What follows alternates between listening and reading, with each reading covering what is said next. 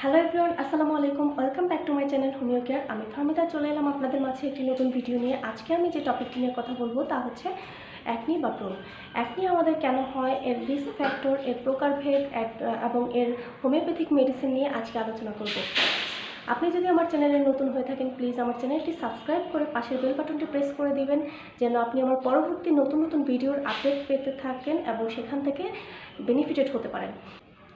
পুরো ভিডিওটি স্কিপ না করে ধৈর্য সহকারে দেখবেন এবং আশা করি সেখান থেকে আপনাদের নিজেদের সিমটমস অনুযায়ী সঠিক মেডিসিন অ্যাপ্লাই করতে পারবেন। সো ভিউয়ার্স, চলুন আর দেরি না করে শুরু করা যাক। অ্যাকনি মূলত কী এবং কেন হয়? অ্যাকনি হচ্ছে একটি ইনফ্ল্যামেটরি ডিজিজ। আমাদের স্কিনে কিছু গ্ল্যান্ড রয়েছে, যে গ্ল্যান্ডগুলো নাম হচ্ছে অয়েল সিক্রেটিং গ্ল্যান্ড। এই অয়েল সিক্রেটিং গ্ল্যান্ডগুলো বিশেষ করে টিনেজে এসে এই অয়েল সিক্রেটিং গ্ল্যান্ডগুলোর যে পোর্সগুলো রয়েছে সেগুলো ব্লক হয়ে যায়। আর এই পোর্সগুলো ব্লক হয়ে যাওয়ার কারণে এখানে কিছু অয়েল বা সেবাম জমতে থাকে। আর এই সেবাম জমলে সেখানে আমাদের স্কিনটা ইরিটেট করতে থাকে। ওখানে একটা ব্যাকটেরিয়া তৈরি হয় এবং সেই ব্যাকটেরিয়াটার নাম হচ্ছে প্রোপাইনোব্যাকটেরিয়াম অ্যাকনি। এই প্রোপাইনোব্যাকটেরিয়াম অ্যাকনি নামক এই ব্যাকটেরিয়া আমাদের স্কিনকে তখন ইরিটেট করতে থাকে প্রচুর পরিমাণে। আর এই ইরিটেশনের ফলে যে ইনফ্ল্যামেশনের তৈরি হয়, সেই ইনফ্ল্যামেশনের জন্য মূলত আমাদের স্কিন লাল হয়ে ফুলে ওঠে এবং সেটাকেই মূলত অ্যাকনি বা ব্রণ বলা হয়। অ্যাকনি বা ব্রণ সাধারণত আরও যাদের স্কিনে হয়ে থাকে, বিশেষ করে অ্যাডাল্ট এজে যদি কেউ হরমোন রিপ্লেসমেন্ট থেরাপি নেয়, সেক্ষেত্রে হরমোনাল ইমব্যালেন্সের ক্ষেত্রে এই অ্যাকনি সমস্যা দেখা দিতে পারে। কারো স্কিন যদি অনেক পরিমাণে অয়েলি হয়, সেক্ষেত্রে অ্যাকনি প্রবলেম দেখা দিতে পারে। কেউ যদি অতিরিক্ত মাত্রায় বা স্ট্রেস নেয়, অতিরিক্ত মাত্রায় বা রাত জাগে, সেক্ষেত্রে অ্যাকনির সমস্যা দেখা দিতে পারে। তারপর কারো বিশেষ করে মেয়েদের যদি হরমোনাল ডিসঅর্ডার যেমন মেনস্ট্রুয়াল প্রবলেম হয়, তারপর পলিসিস্টিক ওভারিয়ান সিনড্রোমের ক্ষেত্রে এই অ্যাকনি সমস্যা দেখা দিতে পারে। তারপর কেউ যদি অতিরিক্ত পরিমাণে তেলের খাবার খায়, তারপর কেউ যদি প্রচুর পরিমাণে কারোর যদি কনস্টিপেশনের প্রবলেম থাকে, সেক্ষেত্রে অ্যাকনির সমস্যা দেখা দিতে পারে। সো এখন জানবো অ্যাকনির ধরন সম্পর্কে। অ্যাকনি সাধারণত কয় প্রকার হয়ে থাকে? অ্যাকনি সাধারণত 4 প্রকার হয়ে থাকে। তার মধ্যে number 1 white heads. Number 1 white heads. এই হোয়াইট হেডস হচ্ছে আমাদের স্কিনের ভেতরের দিকে, খুব ভেতরে ছোট ছোট ছোট ছোট স্পট হয়, যেগুলো খুব দূর থেকে মানে আমাদের নর্মালি আমরা দেখি খুবই ছোট ছোট স্পট, যেটাকে হোয়াইট হেডস বলা হয়। এবং নাম্বার 2 ব্ল্যাক হেডস। এই ব্ল্যাক হেডস হচ্ছে হোয়াইট হেডসটা যখন হোয়াইট যে স্পটগুলো সেগুলো যখন এয়ার কন্টেস্টে চলে আসে, তখন সেটা ব্ল্যাক কালার হয়ে যায়, আর সেটাকেই মূলত বলা হয় black heads. Number 3 pimples. Pimples হচ্ছে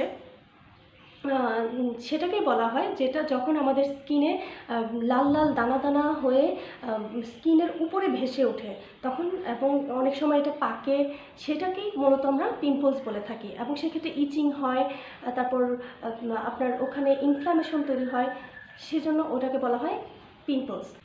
নাম্বার 4 ডিপ সেস্ট।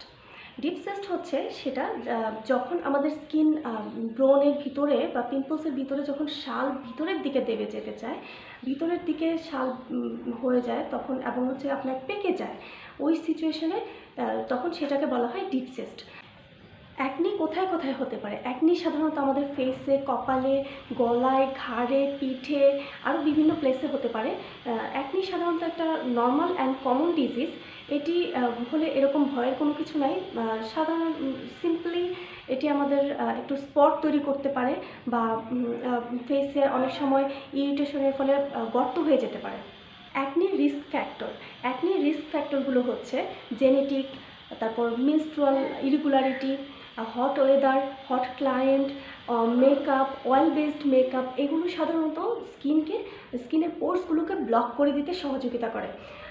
ফেসে যদি পিম্পলস হয়, সেক্ষেত্রে কেউ যদি স্কুইজ করে বা ব্রণে হাত দেয়, ফাটাতে চায়, সেক্ষেত্রে অনেক সময় হাত থেকে আপনাদের এই জায়গাটা ইনফ্ল্যামেশন আরও ছড়িয়ে যায়, ইনফেকশন ছড়িয়ে যায়, সেক্ষেত্রে এই জিনিসটা আরও বেড়ে যায়। সো কখনো অ্যাকনি সমস্যার ক্ষেত্রে স্কিনে হাত দিতে হয় না। সো এখন জানবো অ্যাকনির হোমিওপ্যাথিক মেডিসিন সম্পর্কে। অ্যাকনির হোমিওপ্যাথিক মেডিসিন আসলে অনেক বিশাল, হোমিওপ্যাথির জগতে অনেক পরিমাণে মেডিসিন রয়েছে অ্যাকনির জন্য। তবে আমি আজকে আপনাদেরকে সিরিয়ালি কিছু মেডিসিনের নাম বলবো এবং এর সিমটমস বলে দিব। আপনারা এখান থেকে যার সাথে যে সিমটমস মিলে যায় সেই অনুযায়ী আপনারা মেডিসিন অ্যাপ্লাই করতে পারবেন। তো চলুন। Number 1, pulsatilla 30 potency. পালসেটিলা হোমিওপ্যাথির অ্যাকনির জন্য খুবই ভালো একটি মেডিসিন এবং এটি বিশেষ করে মেয়েদের ক্ষেত্রে, টিনেজ মেয়েদের ক্ষেত্রে যখন পিরিয়ড ঠিকমতো হয় না, পিরিয়ড সার্কেল ইরিগুলার হয় এবং যখন হয় তখন প্রচুর পরিমাণে অ্যাকনি প্রবলেম দেখা দেয়, সেক্ষেত্রে এই মেডিসিনটি খুবই ভালো মেডিসিন হিসেবে কাজ করে থাকে। তারপর এই পালসেটিলা মেডিসিনটি আমাদের পিরিয়ড সাইকেলকে ঠিক করে স্কিনকে ব্যালেন্সড রাখে, মানে স্কিনকে খুব সতেজ এবং সুন্দর রাখে। সেক্ষেত্রে পালসেটিলা 30 পটেন্সি 2 ফোঁটা দিনে 3 বার খাবেন। নাম্বার 2, ক্যালকেরিয়া ফস 30 পটেন্সি। এটি সাধারণত হোমিওপ্যাথির খুবই ভালো একটি মেডিসিন এর জন্য।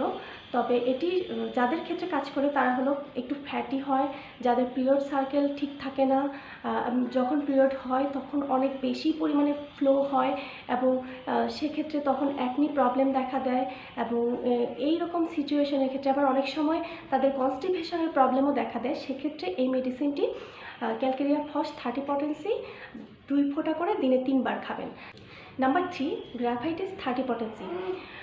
বিশেষ করে যাদের স্কিনে ব্রণ হয় বা অ্যাকনি হয় পিরিয়ডের আগে অথবা পরে, সেক্ষেত্রে এই গ্রাফাইটিস 30 পটেন্সি দিনে 3 বার 2 ফোঁটা করে খাবেন, খুব ভালো ফলাফল পাবেন। Number 4, sulphur 200।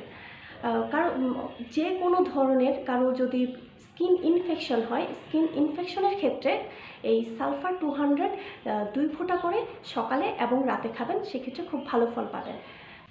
Number 5, antim crud 30 potency.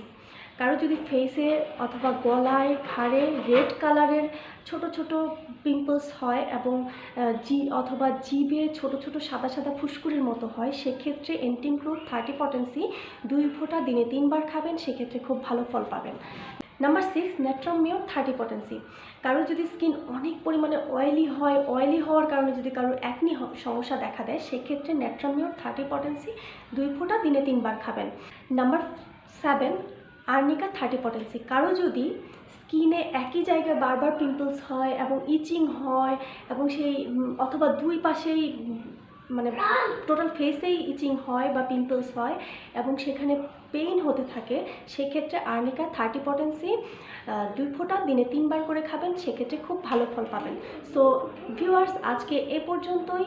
আপনার যদি আমার ভিডিওটি ভালো লেগে থাকে তাহলে প্লিজ শেয়ার করবেন এবং লাইক করবেন এবং আমার চ্যানেলটি সাবস্ক্রাইব করতে ভুলবেন না। সো দেখা হবে পরবর্তী নতুন কোনো ভিডিওতে নতুন কোনো প্রবলেমের সলিউশন নিয়ে। সো সে পর্যন্ত ভালো থাকবেন। আসসালামু আলাইকুম।